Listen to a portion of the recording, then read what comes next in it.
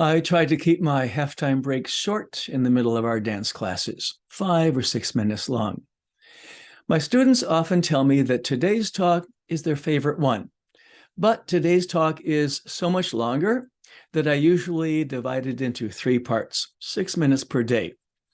This time, to give us more class time for dancing, I'm letting you watch it all together on this video. You may even watch it at 1.5 speed, but not faster, please, because the faster rush feeling, I think it ruins the relaxed nature of the topic. 1.5 speed will save you enough time. Full speed is better. Okay, here's today's talk. A woman was interviewed in a Stanford study of women surviving or not surviving cancer. She mused philosophically, the worst thing in life isn't to die. The worst thing is to have lived but missed it. That struck me as profound. It's one of the big picture awarenesses of life. This awareness actually changed my life for the better, but it also ties into social dancing. So that's my talk today, one of my longer talks, because there are so many ways that we can miss something by judging something negatively and pushing it away, or not being as open and receptive as we can be, and other ways that I'll talk about, tying them into dancing and partnering. Now, this topic is not the same as wanting to be happy all of the time. It's not about being a Pollyanna. It's about having a sharp and clear perception of what is. So if the event that we're perceiving is negative, like a social or political injustice, then yes, we also need to experience that for what it is. But it's harder to see what is good in life and in people because our culture gives us all too much encouragement to disapprove, complain, and reject. So my teachers in life are anyone who I found who is alive and receptive to the moment. Anyone who has the ability or talent or attitude to appreciate what's good in art or life and in people. Dale Stevens was one of my teachers, although he didn't know it. He was a film critic for my city's newspaper. He was always able to point out a wonderful aspect of a film that he just saw. Now, a film might have some shortcomings, but he would point out character nuances or effective cinematography or music or what the director did. He would help his readers get more out of their movie watching experience. He helped his readers appreciate films more. So I mentioned films because Dale was a rare film critic with a positive attitude. He was the opposite of the more typically critical efilmcritic.com. That website was originally titled Bitch Slaps from Scott Weinberg, which is what most of his reviews were. Many critics think that finding faults is what a professional critic must do, negatively criticizing something. So looking at that dynamic closer, what is the essential process of the disdainful film critic? Comparative thinking is a large part of it. Usually comparing the film they watch to the best films they've ever seen and being disappointed that the current experience pales in comparison to the greats. So let's say we have a glass of wine. If you drink wine, do we simply enjoy that it tastes good? Or do we evaluate it as not one of the best wines we've had? If so, we've just changed a potentially positive experience into a disappointment. We missed it. It's the same with food. Is it tasty or nutritious or comforting? Or is it not the best version we've had? So our choice of attitude, that affects two things, both our receptivity, not missing it, and also our enjoyment of something. Now, if it actually tastes bad, or if an experience is painful, that's different. Then we acknowledge that fact. But many people push away something good because it's not as good as the better version that they're hoping for. Comparative thinking. Besides movie-going, some people do this with their possessions. My phone isn't the best version anymore. I'm unhappy. Our consumer culture strongly influences this attitude. Of course, the advertising industry does not want us to be happy with who we are and with what we have. Advertisements train us to compare what we have to what they want us to buy and be unhappy with what we're lacking. Now, here's the point for social dancing. It's even worse if we do this with people, instead of appreciating their good qualities. On the dance floor, you can be disappointed that you don't have one of the best partners in your arms. Or oppositely, you can find ways of appreciating your partner for who they are and not missing that moment, not missing them. You can be disappointed that the DJ isn't playing your favorite dance or your favorite song, or that the tempo isn't the perfect tempo. Or you can find aspects of the experience that you can enjoy and appreciate. It's your choice. You can let all of these experiences into your life, or you can push them away and miss them. The point is that we can turn around the nosedive that our culture puts us into. We can consciously intend to miss less of life and of people and appreciate more. Now, critical thinking is developed at Stanford, of course, but our soundbite culture can reduce the idea of critical thinking to being negatively critical. No, our most productive creations, our most important decisions are generated by noticing positive qualities. It's by noticing what works, not by blocking things out. It's by being more receptive, being less judgmental, missing less of life. Now, an even more fundamental way that we miss something is prejudging that we don't like that kind of thing and pushing it away. It's too easy to only like what we already like, and people usually want to hear what they already believe. Confirmation bias. So one of the best ways to expand our life is to be open to new thoughts and experiences. The more possibilities that we're open to, the richer our life becomes, including more kinds of dance, learn other dance forms, and diversity in our friends and acquaintances. Next, have you heard of eschatology? Eschatology, from the Greek eschaton, meaning the end of time, that's the fairly common belief held by various cultures for millennia that everything will be better in the end, where everything that is imperfect will be made perfect. That, of course, presumes that it's not good now. So the problem with eschatology is that the good days are always deferred to the future. All goodness, justice, or healing, that's going to come later. Not today, but when we get there. So what does this have to do with dancing?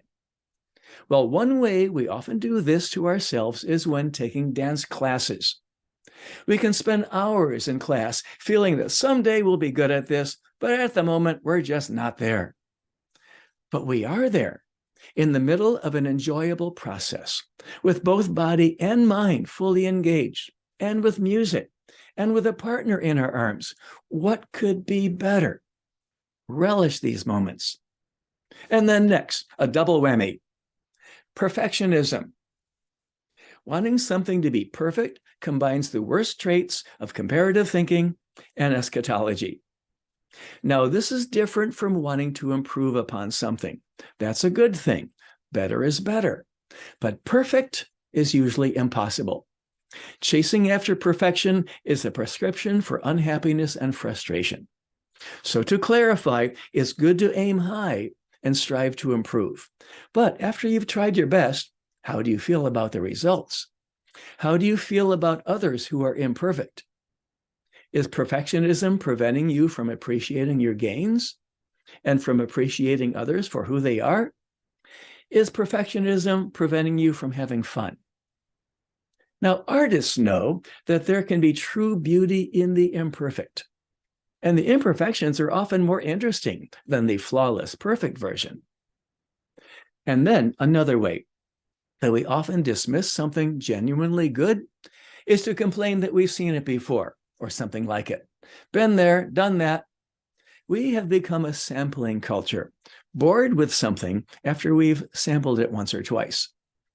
So if something seems overly familiar, try to find a fresh way to look at it, maybe from some new perspective. What else can you notice about it? Develop ways to look freshly at what has been taken for granted or seen before. Look for the extraordinary in the ordinary. And also reappreciate something that is ordinary. And sometimes it's as simple as reminding ourselves that just because we've seen it before doesn't mean that it's any less important. If it's a good thing, we take a moment to appreciate its value. Now, a large part of our life is how we interact with people, right? Since we're social animals. And the result of fully experiencing someone is as good for them as it is for us. Let me explain. We become aware of others and we acknowledge what is good in them. We see them. We admire them. We wish them well. We make a direct connection with them. And this benefits them as well as you not missing the moment. To be acknowledged, even in a small way, is a powerful thing. We can brighten someone's day, or we can make them feel bad by how we interact with them. And of course, all of this clearly relates to the two-way interaction of dance partnering and being in a relationship. Completely be there for your partners on the dance floor and off. Now, as I mentioned, a part of the process of appreciating something is refraining from pushing it away. It's intentionally accepting more of life, especially that which we cannot change. And that's acknowledged in the serenity prayer, as some people call it. Give us the grace to accept with serenity the things that cannot be changed, courage to change the things that should be changed, and the wisdom to know the difference. And note that acceptance is given first priority over changing something. And also note the specification of changing things that should be changed. It's sometimes tempting to be a busybody, meddling in others' affairs, trying to change them into ways that we think that they should be. But maybe their behavior isn't something that needs to be changed. Maybe we can say to ourselves, I don't have to catch that ball, and let others be themselves, including the way they like to dance. And next, acceptance also de-stresses our life. Many books have been written about the harmful effects of stress in our lives and ways to reduce stress. Have you taken any of Robert Sapolsky's classes here at Stanford on the ramifications of stress? But the aspect to mention now is that the more frequent acceptance of people and acceptance of life's happenstances significantly lowers our stress level. The tiniest disagreements or glitch in our plans can become a big stressful deal if our goal, conscious or unconscious, is to have everything work out in our favor. But life is rarely exactly the way we want it to be. People often don't act the way we would like them to. There are always going to be people who disagree with us, people who do things differently, and things that just don't work out. If we fight against this basic principle of life, we'll spend most of our life fighting hopeless battles and being generally unhappy with life and being stressed, low-grade, long-term stress. What we're doing, if we choose to live life this way, is allowing others' behavior to stress us, which not only disrupts our center, throwing us off balance and making us unhappy, but it's a genuine health risk. I think you already know that stress is the emotion with the greatest weight of evidence connecting it to cardiovascular disease, a suppressed immune system, impaired memory, and irrational decision-making. Now, our response to this might be, but I can't help it. School is stressful. Work is stressful. This relationship is stressful. No. Stress is not what happens to us, although it often feels that way. Stress is how we respond to what's happening, and we do have some control over that, a lot of control. So I have a specific suggestion that works. Each time that we can say to ourselves, okay, I can live with that. That's a victory over stress. We can retain relatively calm peace of mind. We can continue to operate rationally with all channels fully open. Now, if we can't, then we can't. And occasionally we should not go along with something, perhaps taking a firm stand on an ethical issue. If Rosa Parks had said, okay, I can live with that, with having to sit in the back of the bus because she was Black, then the civil rights movement would not have benefited by her taking a firm stand. But these hard stances are actually fairly rare in our daily lives.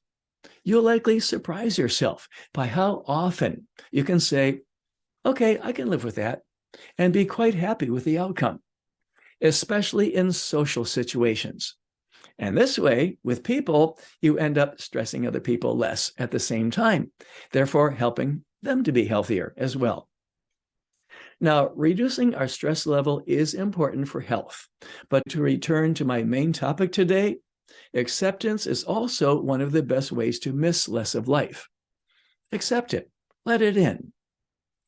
Now, another common way that we miss an experience is by being impatient, either with someone or with oneself.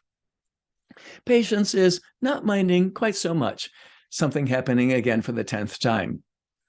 As with de-stressing a situation, when we start to feel impatient, we can start to say to ourselves, okay, I can live with this, and then pay full attention to the situation in front of us, fully engaging with the person we're with, instead of allowing impatience to tune them out. Especially cultivate patience when taking a dance class. Both you and your partner want to improve, not just yourself. Constantly be aware of small ways that you can help your partners get better. And the best way is being solidly there for them while being patient and kind and supportive if they're having trouble. Then take your improved patience into your work. Research, as you know, requires extreme patience. As experiments don't work the first time, research papers get rejected, then rejected again, and so on. Coding, especially debugging, takes patience. Then personal relationships, especially with a significant other. They will go much better with kind, gentle patience at all times. And wait until you have kids, if you do. Patience is one of the major factors in effective parenting. You don't want to allow impatience to block out those moments with your kids. Those years fly by too fast. Don't miss them. Now, patience, I know it's an acknowledged virtue, but saying thou shalt be patient, that sounds preachy. So no, I'm not saying that you should be patient. What I'm saying is that you'll be happier and wiser and friendlier and more successful if you cultivate patience. And you won't miss so many of those moments. So this overall topic is sometimes called mindfulness. And people tend to relate mindfulness with Far Eastern ways of thought, or mysticism, or philosophies. So I want to clarify that what I'm talking about is pragmatic, in a everyday, realistic way, regardless of one's religion or personal philosophy. And finally, there is one more way that we miss much of life: not showing up. After all of our best intentions to be more aware and more receptive and not miss the moment, it's all for naught if we don't get up out of our comfortable chair. It's all too easy to feel lazy and want to stay home. It's too easy to say, I'm busy. So you can hear about all of these multidimensional benefits of social dancing, including as a way of practicing not missing so much of life. You can hear them, you can agree with them, but nothing will improve until we get up, go out, and do it, including going out dancing. Be more active, show up more. And dancing really is the perfect place to practice being fully aware and observant and receptive and open-minded and patient and fully engaged in the moment with others, especially, yes, in the partnering dynamics of social dancing. Don't miss what life has to offer and what people have to offer. Practice being more receptive and not missing the moment.